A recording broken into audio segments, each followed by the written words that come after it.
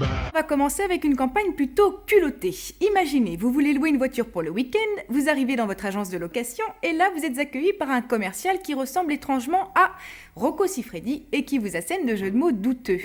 Alors, comment réagiriez-vous? Eh bien, une marque a justement mis en scène cette situation et piégé ses clients.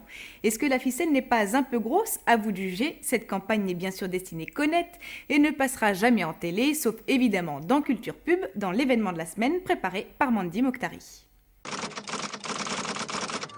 Si vous êtes allé louer une voiture chez Sixt récemment, vous vous êtes peut-être retrouvé sans le savoir face à Rocco Siffredi. L'acteur a l'énorme carrière dans l'industrie du X. Rocco Siffredi.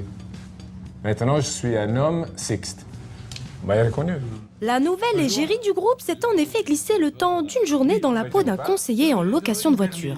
Est-ce que vous voulez une allemande?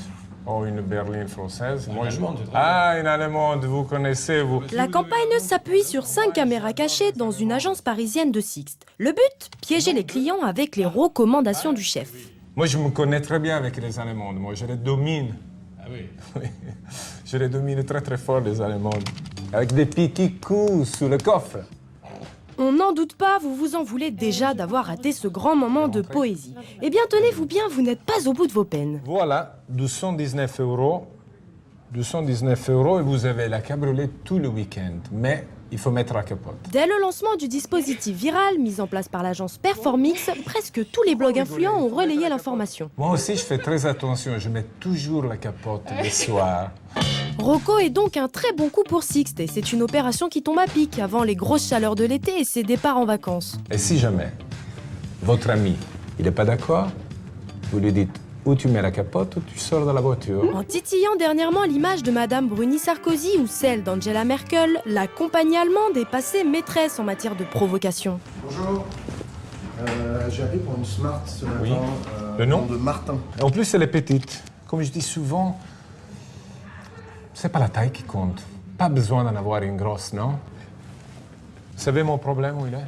Non, Je n'ai une énorme. on m'a dit. Mais ne vous méprenez surtout pas, il se murmure que c'est avant tout pour le capital sympathie de l'acteur qu'il a été choisi. J'aimerais bien être comme vous, d'avoir une petite.